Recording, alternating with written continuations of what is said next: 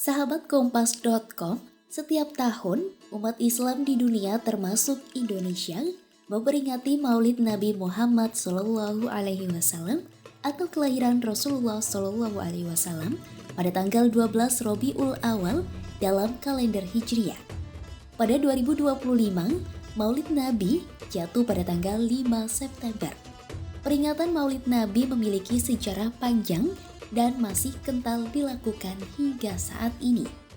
Di Indonesia, peringatan Maulid Nabi bukan hanya dimaknai dengan kegiatan ibadah seperti doa, salawat, dan ceramah agama, tetapi juga dirayakan melalui berbagai tradisi yang khas tergantung daerah. Lantas, bagaimana sejarah dan tradisi unik Maulid Nabi di Indonesia? Simak selengkapnya dalam video berikut.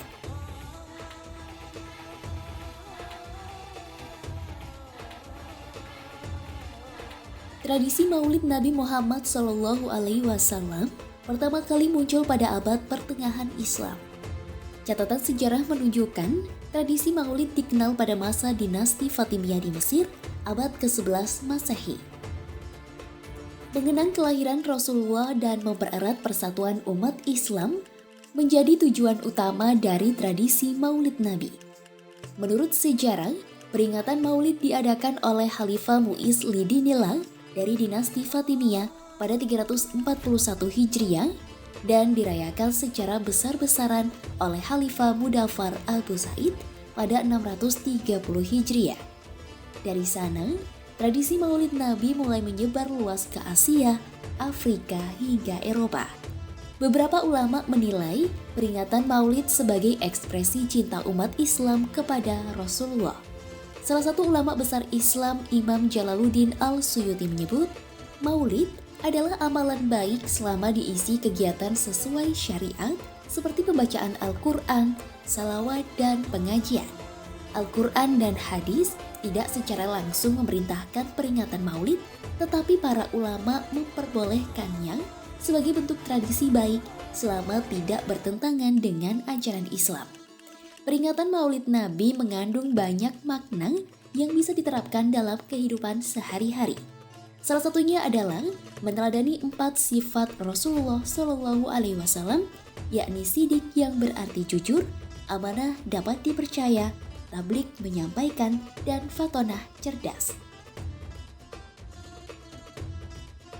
Maulid pun dimaknai sebagai momentum memperbanyak salawat sebagai wujud cinta kepada Rasulullah SAW dan mempererat ukhuwah serta semangat meneladani ajarannya.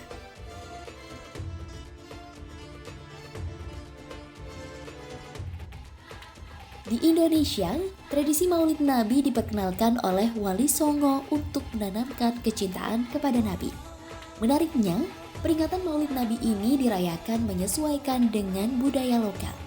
Di sejumlah daerah, tradisi satu ini menjadi bagian dari kearifan lokal yang diwariskan secara turun-temurun. Berikut beberapa tradisi perayaan Maulid Nabi di Indonesia. Tradisi Ampiang Maulid digelar di Desa Loram Kulon dan Loram Wetan, Kecamatan Jati, Kabupaten Kudus, Jawa Tengah. Menurut sejarah, tradisi satu ini telah berlangsung sejak abad ke-15 pada masa Ji Wiguan, pendakwa Islam keturunan Cina. Tradisi Ampiang Maulid dilakukan dengan mengarak tandu berisi nasi kepel, buah-buahan, serta hasil bumi. Gunungan itu lalu didoakan oleh tokoh agama Islam, lalu dibagikan ke warga. Selanjutnya adalah Grebeg Maulid, tradisi besar di Keraton Surakarta dan Keraton Yogyakarta. Perayaan ini identik dengan gunungan berisi hasil bumi, makanan khas, dan simbol-simbol kemakmuran. Gunungan yang diperebutkan masyarakat dipercaya membawa berkah. Bukan hanya Grebeg, Yogyakarta dan Solo juga memiliki tradisi sekaten yang biasanya berlangsung 5 hingga 12 Maulud. Menurut sejarah, upacara ini sudah ada sejak zaman Kerajaan Demak sebagai strategi dakwah Wali Songo. Nama sekaten diyakini dari kata sekati nama seperangkat gamelan atau dari kata syahadatain, kalimat pengakuan iman dalam Islam.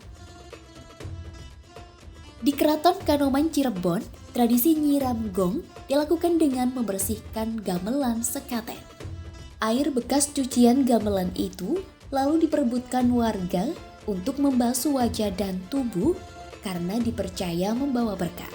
Usai membersihkan gamelan, tradisi maulid dilanjutkan dengan panjang jimat yang diisi dengan pembacaan riwayat Nabi, barzanji, salawat, dan doa bersama. Masyarakat Aceh merayakan Maulid Nabi dengan memasak kuah pulanggong, gulai khas berisi daging sapi atau kambing, dan nangka muda.